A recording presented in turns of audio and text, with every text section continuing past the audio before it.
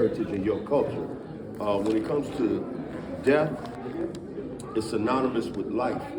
You know, keep this in mind. It takes work to come in this world. It should take work to leave this world. All right? So that's why we're dealing with the family burial preparedness. And a lot of times we're not prepared as a society. We talk about being a Hebrew Israelite, but if you have another nation putting you away, then how are we really being that light or being Deuteronomy 7:6 being set apart? When even from your transition into the next world, you have to have your enemy to do it. You see what I'm saying? So we're going to get into a little bit of it. I do want to give you some websites so that you can further your education, because I'm actually representing the Hebrew Israelite Burial Society, and it's an elder out of One West that actually has been doing this for years. And he's a director. His name is Yasharahla, and you can find this information at Ancestral, and I'll spell it ANCESTRAL,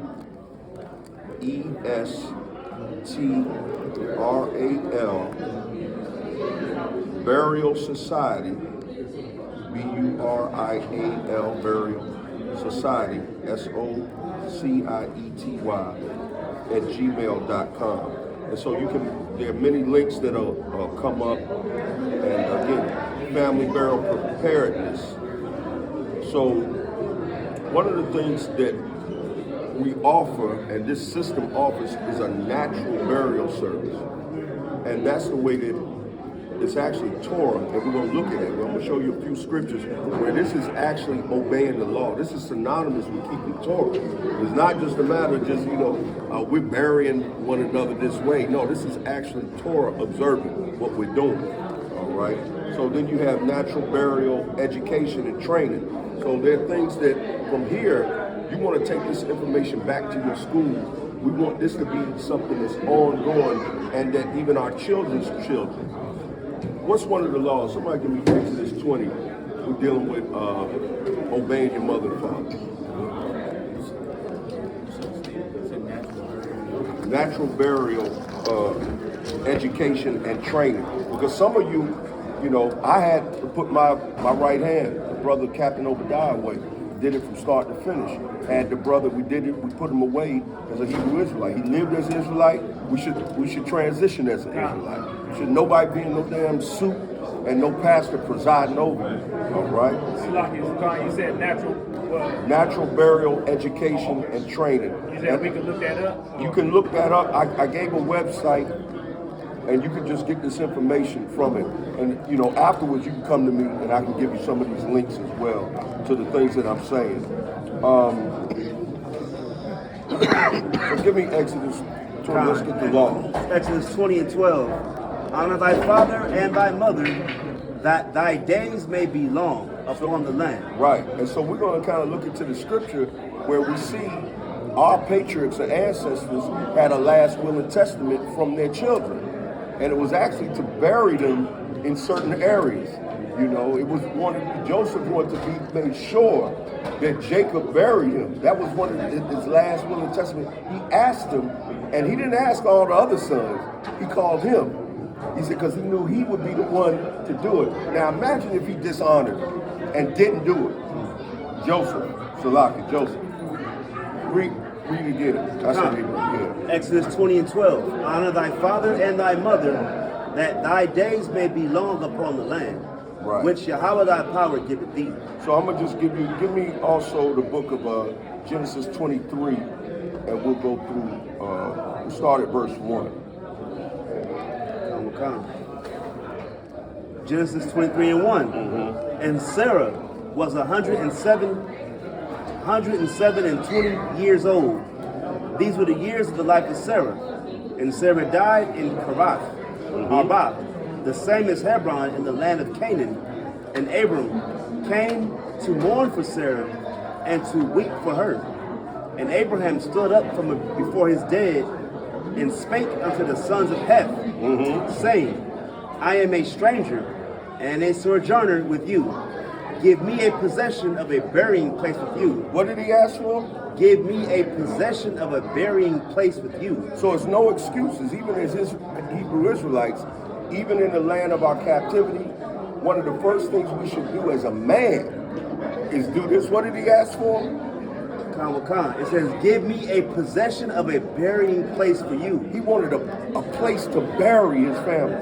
He didn't want to build no temple. He didn't build an altar. He knew he was in the land of his captivity. But he said, man, let me get a burial plot for my family.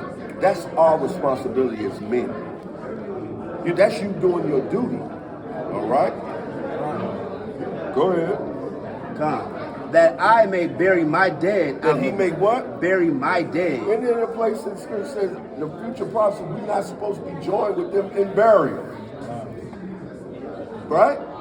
But when we do it with our people, where they going on? They right in the same cemetery. And I'm going to peep you the game. A lot of these cemeteries, even though they say black owned, the white man is taking over the industry. They actually the overseers, and the money goes back to them. The same way with the farming industry. You know, at one time it was a lot of so-called black farmers. Now it's down to, I think it's less than 1% of the farming. All right? Read on. Come. That I may bury my dead out of my sight. Come on. And the children of Heth answered Abraham, saying unto him, Hear us, my Lord. Thou art a mighty prince among us.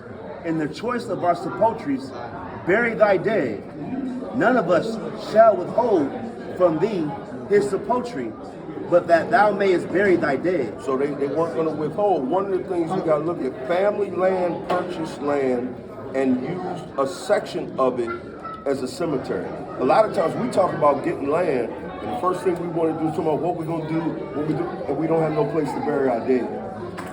So that's one of the first things we got to start thinking about. When we start thinking about purchased land, and you can do this within your gates. You think about land, think about a place to bury our beloved ones. All right? So family land, sepulchres. Family land, purchased land, and used a section of it. This is what we're finding what we're reading. This is scripture. He used it as a cemetery, a cave, or in the Hebrew it's called a machpelah, and that's a cave or a sepulchre. All right, for his wife, for Sarah, and other family members. So you want to be thinking about the next generation.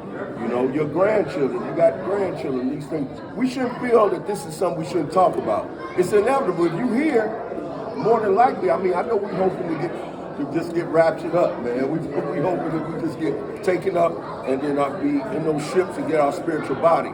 But we haven't seen that happen yet.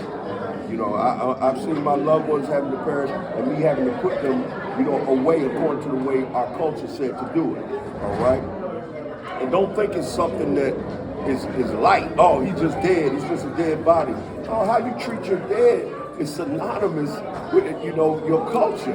We got to have respect. You see what I'm saying? We don't have that respect. You just throw them in the ground and say a couple of words. No, it's a process. All right? Read on. Give them the chapter and the verse where you at. Genesis 23 and verse 7. Right. So for the brothers that are just coming in, we're just showing you the importance, according to Scripture, why you should have land. And when we do get land, one of the first things we need to be thinking about, like our father Abraham, is a burial plot. All right, a place where we can put our people and bury our dead. Read on. I'm gonna go at verse 6. I'm gonna go back and read 6 again. Hear us, my Lord. Thou art a mighty prince among us. Speak up. Come. In the choice of our sepulchres, bury thy dead. None of us shall withhold from thee his sepulchre, but that thou mayest bury thy dead.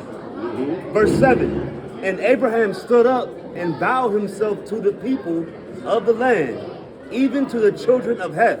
And he communed with them, saying, If it be your mind that I should bury my dead out of my sight, hear me, and entreat for me to Ephron the son of Zohar. So you see, Abraham was very emphatic about getting this burial plot for his family. All right, even in a strange, he was a stranger.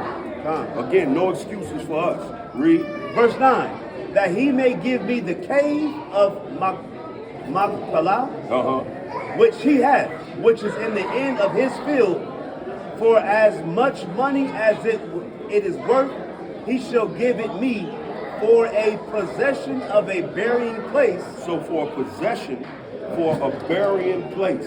That's what Abraham wanted. Come on. Among you. Verse, you got a question? Oh, no, never. So is it wicked to get cremated? Cremation was not our heritage, our culture. Okay. And that's why you see, we want to do it the Hebrew Israelite way. All right. Read on. Verse 10, and Ephron dwelt amongst the children of Heth. And Ephron the Hittite answered Abraham in the audience of the children of Heth, even of all that went in at the gates of his city, saying, Nay, my Lord, hear me. The field give I thee, and the cave that is therein I give it thee. In the presence of the sons of my people give I it thee, bury thy dead. So he secured a burial place. The reason why we're reading this is to let you know that you don't have no excuses not to do it in captivity. Because a lot of people say, well, I can't do that. You can buy land, can't you? All right. They got land that's zoned. Make sure the land is zoned for burial plot. We just got to start thinking that way. I'll skip down to where Sarah, where they died, where Sarah. Where Sarah? Yeah, verse 19. And after this, Abraham buried Sarah his wife. Abraham buried his wife, come on. In the cave of the field of Machpelah. He buried her in the place that he got for her, come on. Before Mamre, the same as Hebron in the land of Canaan. Mm-hmm. And the field and the cave that is therein were made sure unto Abraham for a possession of a burying place by the sons of Heth. Okay, so I want to bring out a couple of points, and when you get home, you can read Genesis 1 and read it all the way through 20. But that's the ordinance of where we see a burial plot was first taken. All right, that was the mindset. Oh, Salah, Genesis, yeah, what did I say? Yeah, Genesis 23, 1 through 20. Salah. All right, so I just want to read off a couple of points. Sarah was buried by her family and not foreigners or outsiders. You see what I'm saying? And that's what we should do. Abraham made sure that no outsider should bury your family. And you have to make this known in your wills and in your test. It's not enough just to say it. You're going to have to document it. All right? Find an Israelite, they're Israelite attorneys, and find some to do your final will and testament. Or you can even go online, and the Hebrew Israelite Burial Society will show you how to do that. Like I said, I'll give you the website information afterwards for those of you that don't have it, and then you can look it up. We got brothers that we're connected with that'll come. They've done funerals because a lot of us don't know the legalities as it relates. This brother is very knowledgeable. The Hebrew Israelite Burial Society will take you from each step. They did a brother in his house. He had already prepared. He knew that he was getting ready to transition. The family was in the next room. Brothers came up in his house. He was on his deathbed. They prepared his body right then and there and took him out his bed, did the preparation, oiled his body down, got him out of the bed, took the coffin up the stairs, put him in the coffin, brought him down, put him in the hearse, and took him to the burial. See, a lot of times we don't know the legalities in there. A lot of things they say we have to do, you don't do. You don't have to if you don't know. You see what I'm saying? I've had it even with where my brother, Captain Obadiah, passed. The funeral home gave us, they said, y'all go ahead, y'all have at it. And just opened the door, let us use their facility, and we went in there. So when you have that authority and knowledge, then, doors will be open for you. All right. So in conclusion, permanent solutions for a permanent problem. Death is permanent. We should have some permanent solutions in place. All right. It's a permanent problem of our people. We've seen it. We heard about it. Being Israelites and being put away as a heathen. That's a problem. All right. So we want to avoid that. The first parcel or the tithe or the tenth or the best of the promised land that Abraham received, it was used for burial. It wasn't used, it was used for a worship or a temple, housing, agriculture, none of that. It was he said, give me a place so I can bury my dead. You see where our thinking is we got to get back to thinking this way. All right? Because it was part of the culture. All right. Using what the Most High gives us for the most important necessities, such as burial, and not first for what we deem to be important. Because a lot of us are concerned with life, but we're supposed to be dead already. To live is a Mashiach. To die is what? Gain. So we got to start living like we're going to transition. All right? All right? Another point. Burial systems begin on the family level. I want you to remember this. It begins on the family level. What you teach your family. You want your children and your children's children to be able to honor their fathers and mothers by being able to do this. Because if you don't, again, what would have happened if Abraham didn't get a burial spot? What if Joseph didn't entrust Jacob? What if Jacob didn't honor Joseph? He would have been breaking Torah. He didn't honor his father and mother. So now we even want to give the right honor back to our people. If you just throwing your loved ones to the enemy and just putting them in the ground, that's a dishonor. It's dishonorable for that. But now that we're learning, coming to our culture, now we can really say, man, we're living it. We're actively practicing being a Hebrew Israelite from start to finish. All right? Immersed in the culture, not just talking about it. All right? I'll give a couple other points if I have time. Let's see. So it starts at home. Abraham used no excuses whatsoever. Even being a stranger, being a sojourner, he still inquired and made sure he had a cemetery plot. All right? Abraham did not allow one of his dead in a foreign cemetery. So Torah observant body preparation, funeral, and burial are mandatory. Now, when you know better, you do better. But now that you know that this ain't something that you can just let slide. All right? We're not supposed to be joined with them in burial. It's plain and simple. The Torah burial laws are just as serious as other laws and must be practiced anywhere, whether in foreign lands or in one's homeland. The laws of burial are not tied to a particular land. They must be performed wherever one is, all right? So that's very important. Let me just read. Family burial, this is Abraham, Isaac, and Ishmael. Let's go to Genesis 25, and let's read 7 through 10. Even Ishmael. So there's a if we say that we are Hebrew Israelites, then culturally we come from what we consider Eastern-minded people, all right? Not Westerners. So this is, again, part of our culture. Read 25 is Genesis 25, start at verse 7. And we're going to read to 10. 25, verse 7. And these are the days of the years of Abraham's life, which he lived 160 years. Verse 8, then Abraham gave up the ghost and died in a good old age, an old man and full of years, and was gathered to his people.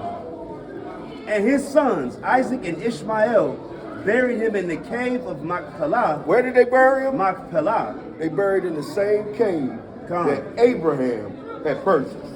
And then he buried his family, and he buried Sarah in it. All right?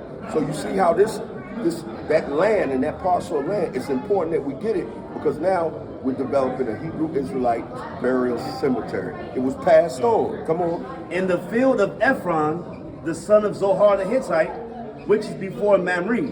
Come on. Verse 10, the field which Abraham purchased of the sons of Heth. There was Abraham buried, and Sarah his wife. Okay, so we see that Isaac and Ishmael buried their father Abraham in the family cemetery, which we just read, the cave of Machpelah. This is the way that we honor our mother and father. All right, so understand that getting a burial cemetery and making sure that we do it the Hebrew way is the way to honor your mother and father. Don't think that that's not. That's honoring your father and mother in action, and not abandoning this family system. So the scripture say a man that don't take care of his family is worse than an infidel. How many of us may be when we don't even have a burial plot? We don't even have a cemetery because they talk to us. And look how long this has been going on in our generation. It's got to stop with us, y'all. It's got to stop. Yeah, like if you keep reading, like you said, you get blessed when you bury your parents properly. Verse 11, and it came past after the death of Abraham that God blessed his son Isaac, and Isaac dwelt in the land at Shlaki, and Isaac dwelt by the well Laharoi. Right. But he just buried his dad. And He just buried his father. Now, if he hadn't have done it the way he was asked to do, Right. he would have dishonored. Who knows? We may not even got the blessing because it was passed down. You see what I'm saying? So this is part of our inheritance. All right? Was that it on that? That was it. Okay. So Isaac and Ishmael honored their father, we know, with the burial practices. Isaac and Ishmael followed the laws of inheritance or heirship. And that's what you want to be doing by maintaining, not weakening or diminishing what was handed to them. So now we're supposed to leave an inheritance to our children's children. They should have a place too and not fend for themselves. All right. Another point. They buried Abraham according to their people's body preparation, funeral and burial laws and practices, and prevented his body from being desecrated. Now we know in the Torah that and this goes across the lines, whether you have Israelites that were wicked or not, we all are deserving through heritage of a righteous burial. But we know according to the Torah law that a man couldn't be hung on a tree but for so long, right? You can't desecrate. That's part of burial law. The body would be desecrated, all right?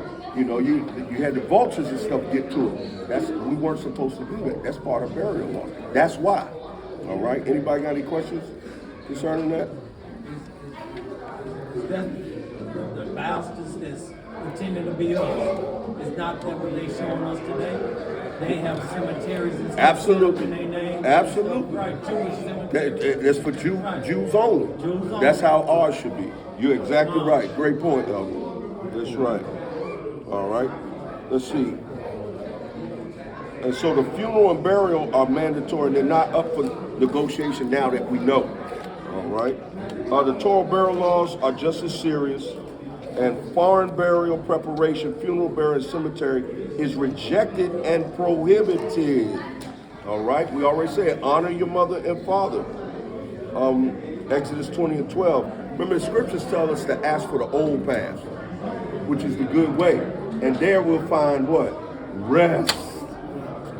So imagine being able to put, you lived as an Israelite and being able to send your loved ones off. That's a sense of shalom anyway for your soul. Know that I transitioned, that he actually, ashes to ashes, dust to dust, biodegradable casket, biodegradable gauze. He wasn't in there with all his jewelry and his rings, and they wired him shut. He got bling like gypsies. Half they buried one Edomite was on his motorcycle. They just stuffed him and put him in the ground on his motorcycle. That's just nonsense, man. That's not the Israelite way. All right. So we're gonna go to. So the body, the clothes, the burial tomb, The casket, everything needs to be biodegradable. And that's something we'll get into maybe the next time, because this is just a short introduction, but that's fine. Yeah, that's correct. Okay. So again, in conclusion to this portion, the Torah requires people to honor their father and mother in life as well as in death. All right? That's part of it. To honor one's father and mother includes burying them yourself and preventing their bodies from being desecrated by foreign funeral and burial practices. When I actually did a burial the first time, the brother that's in charge of the Hebrew Israelite Burial Society, like once again, I'm representing them, but I'm telling you, even the people that do it at these burial societies and the morticians and things like that, they weren't qualified to his standard. The standard is so meticulous. Everything is it's like performing surgery. So you decontaminate before you go in there. You decontaminate yourself, then you go ahead, we pray, we do the Hebrew prayers, then you put on garbs, and then you go in. When you go in, you can't come out. everything really can't be touched twice. It's very sanitary. They don't even have these standards that we have. They were using the same tools that they used with somebody before. You see what I'm saying? So it's very important, and it's a spiritual vibration that the Heavenly Father acknowledges, because you're doing this under Him. All right. Let me see. If y'all don't have any questions, let's go. Give me the book of Genesis 49. Give me 29 through 33. Just again, give you some scriptural foundations as to why this is important. Have y'all ever heard anything like this before? God. You see how it's important? It's very important. Say what verse? Genesis 49, give me 29 through 33. It's the book of Genesis 49, verse 29. And he charged them and said unto them, I am to be gathered unto my people. You see what he said? He wanted to make sure that he knew this. You know, read on. Bury me. Do what? Bury me. This was his concern. Make sure you bury me. Where? With my fathers. With my fathers. That's how you honor your mother and father. You know, we are split. It's sad. But we got loved ones in whole different states, in whole different countries.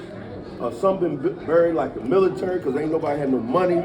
And I'm telling you, if we pool our money and put this investment into the land where we can bury our loved ones, and even these systems and learning these systems, y'all take the classes.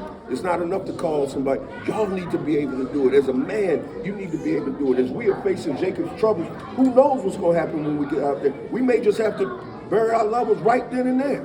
Bury a brother or a sister. You see what I'm saying? So we're looking for and I'm getting a little off, but as far as the burial, but in this same system, we're looking for midwives. We're looking for the women, because women are supposed to bury women. The men don't do it. So we're looking for women to prepare the women's bodies. And these classes are offered as well. So like I said, I'll give you some links that y'all can look up. And if any of y'all are interested, you know, that would be a great partaker for your nation. Well, that's a beautiful thing. Just make a point, man. Just like Toby. When Toby was in captivity, he was buried in bed. He was right. Most High counted as a righteous thing in honor. Right. So that's what it's important. Now we know, because we know, like you said, Jacob's trouble is ahead of us. Is ahead of us. We don't need to know how to bury our dead. That's right. Now we come out in the street. That's right. And when you give them over to the heathen, that's kind of what you're doing. Just giving them, throwing them out in the street, man. You don't know what they do with them bodies. You know, you don't even know if anything is in it when they leave. Go ahead, Rick. Go ahead. Yeah, they had one brother in Houston. He wasn't even burying the body. You He see? was throwing them like up, taking people money. He wasn't even putting them When you put, yeah, we have to know. We should be laying eyes on it. Go ahead. It says, bury me with my fathers in the cave that is in the field of Ephron, the Hittite, in the cave that is in the field of Machpelah. Where's that cave again? Machpelah. That's the same one that Abraham bought. Read. Which is before Mamre, in the land of Canaan, which Abraham brought with the field of Ephron the Hittite for a possession of a burying place. Read on. What verse you at? 31. There they buried Abraham and Sarah his wife. There they buried Isaac and Rebekah his wife. And there I buried Leah. Look at that. Look at that. How it just, you know, it benefited our people. And they were doing it, you know they were doing it the right way. You know Abraham, Joseph and Jacob got the instructions. You know they knew how to bury. You know what I'm saying? Read. If I can, and if that's in Canaan, didn't they take Joseph's bones? That's right. Out of Egypt. They took him out of Canaan. Egypt. That's what he wanted. He was saying, promise me. You know? Come on. Come. It says, verse 32, the purchase of the field and of the cave that is therein was from the children of Heth. And when Jacob had made an end of commanding his sons, he gathered up his feet into the bed and yielded up the ghost and was gathered unto his people.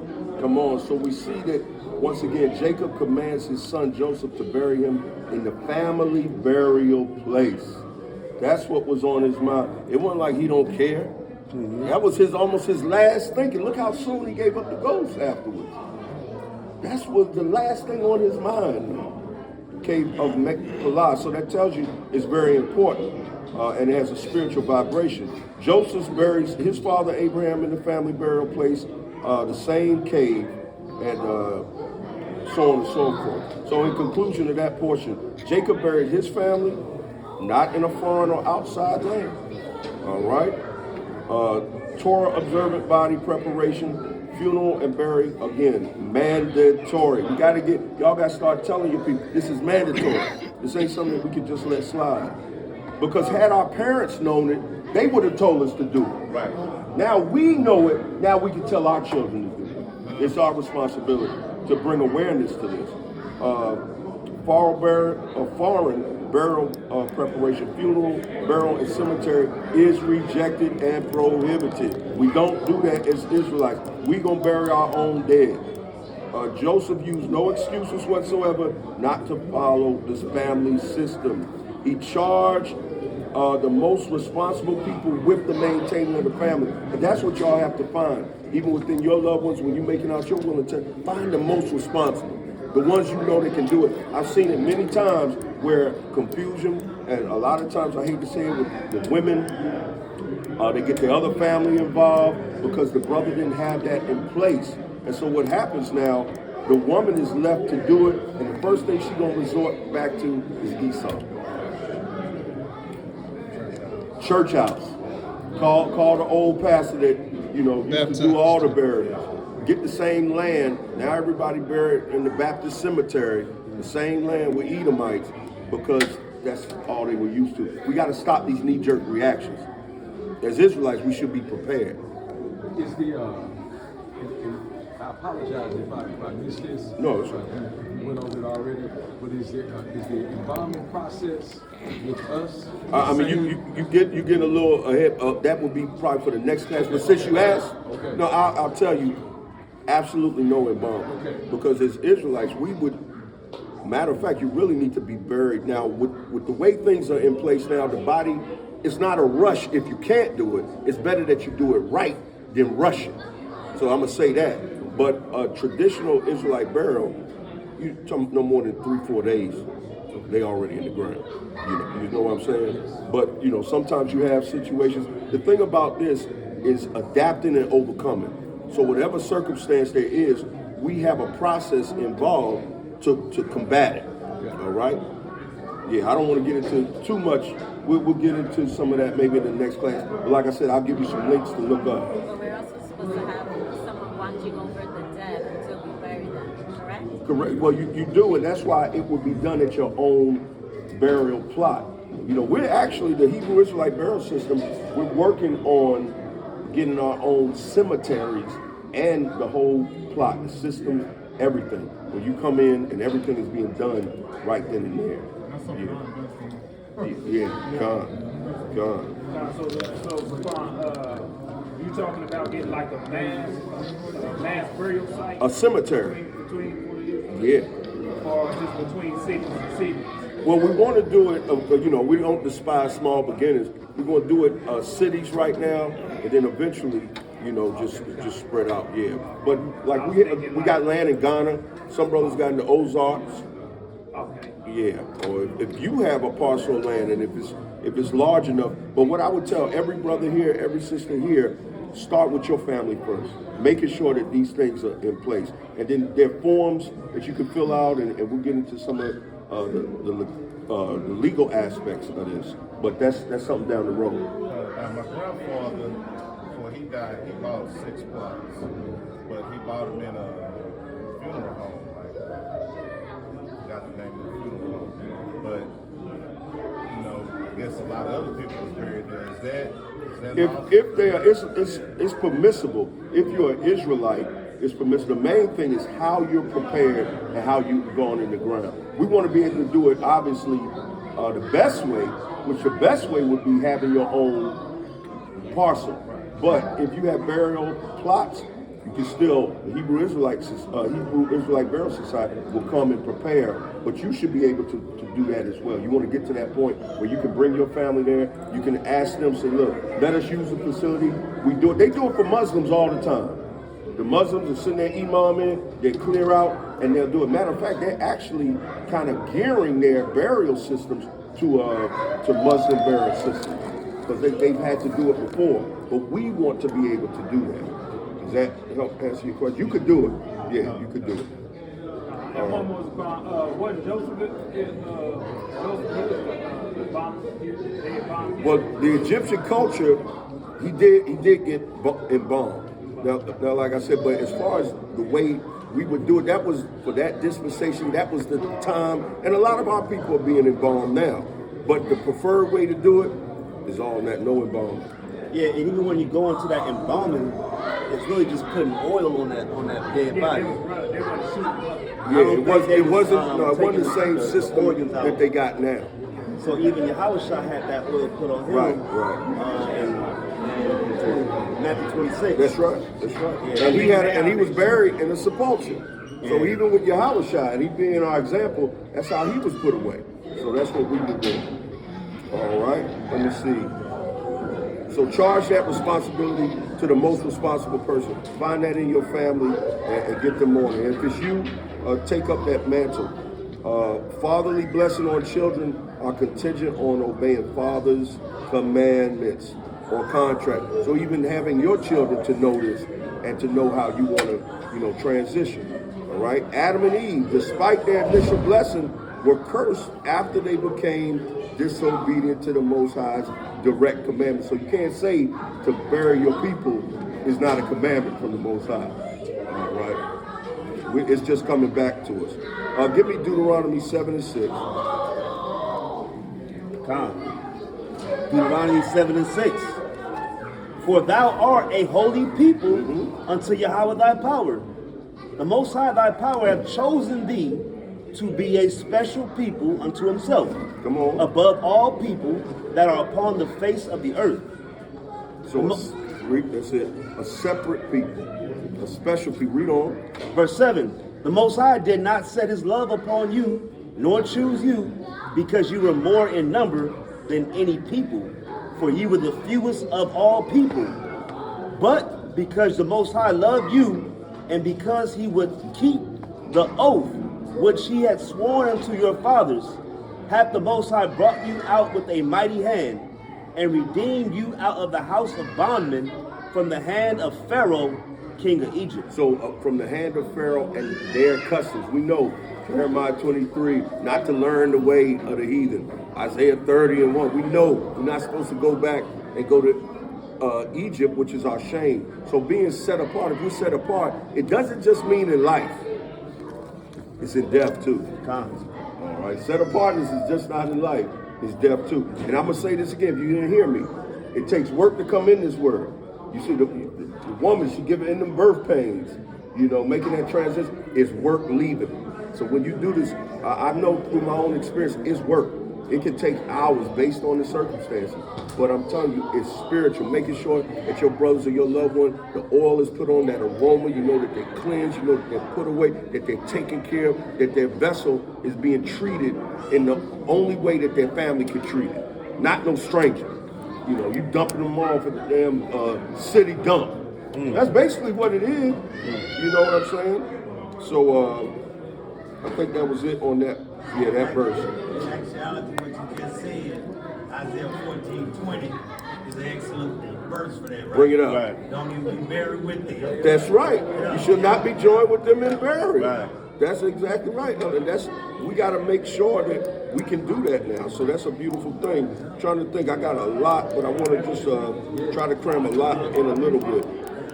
You had something? Nah, well, I got one, yeah. Let me get that Isaiah for you real quick. Yeah, get that. It's the book of Isaiah, chapter 14, verse 20. It says, thou shalt not be joined with them in burial, because thou hast destroyed thy land and slain thy people. The seed of evildoers shall never be removed. That's right. So you shouldn't be in a same place where there are other nations that are your enemies and you being buried with them when you have an opportunity not to do that. You see how they treated our graves, and they can build buildings over our graves. You got unmarked graves of our people, man. It is shameful to even want to be in the same cemetery as your enemy. and how they treated our people. Didn't even bury our bodies, burned the bodies. You see what I'm saying? So real quick, this is going to be my last one. Give me 1 Samuel 31, 9 through 13. And I'll get some room for questions, but I'll give you some links too if you want them. We've got training. You got access to learn how to do this, if that's something that's in your spirit. Come. 1 Samuel chapter 31, verse 9. And they cut off his head and stripped off his armor and sent into the land of the Philistines round about to publish it in the house of their idols and among the people. Come on. And they put his armor in the house of Ashtaroth, and they fastened his body to the wall of Bethshan. Come on. And when the inhabitants of Ibash Gilead heard of that which the Philistines had done to Saul, and the valiant men arose, all the valiant men arose and went all night and took the body of Saul and the bodies of his sons from the wall. So they went to, even as Saul, we know Saul went off, but look at how Israelites went. They said, man, it don't matter. That's one of ours. We're going to get his body, and we're going to get the body of his sons. And that's why I told you before, it doesn't matter in Israel. We're all deserving of an Israelite death if you're an Israelite. And that's our job to make sure that that's done. Even if a brother went off, he still, as an Israelite, that's what the Most High allows for him to get. Read on. And came to Ibesh and burnt them there. And they took their bones and buried them under a tree at Ibesh and fasted 7 days. Right, and because the body was so decayed, they couldn't do it in a what we would consider a traditional way. But they made sure they went ahead and retrieved that body. So Saul's male relatives risked their lives. This is how important a burial is, to go into their enemy's land, to rescue, recover, repatriate and the bodies, to take back the sacrilegious practices that was done. They took, and you see this in a lot of war movies. You know, they go, and even Westerns, they'll bury, those men. Make sure they'll tell them, go ahead and bury the men, because you want to have an honorable death. Yeah, I'm almost, okay, honorable death. So they took the bodies of Saul and Jonathan from foreign desecration, did not allow them to be desecrated any further. All right? So no matter a person's obedience or disobedience lifestyle, the righteous burial laws must be followed and practiced. Even when a son was disobedient and he was stoned, you think we left him there? No, we buried him. Even an adulterous man and woman, you think they just sat out there to rot? That goes down. That's right. It's thyself. That goes back to love thy enemies. They were enemies to Israel, but we still made sure that we showed them Israelite love and put them away. So Saul buried his family, and not foreigners or outsiders. Foreign desecration of our dead is rejected and needs to be corrected. Torah observant body preparation, funeral, and burial are mandatory once again. Torah observant reburial, even at the risk of death, is mandatory, because they could have left them there, but they didn't. All right. The Torah burial laws are just as serious as the other laws that are practiced. So that's the presentation for now. Going further, and then I'll give y'all some links so that y'all can further your education, on this.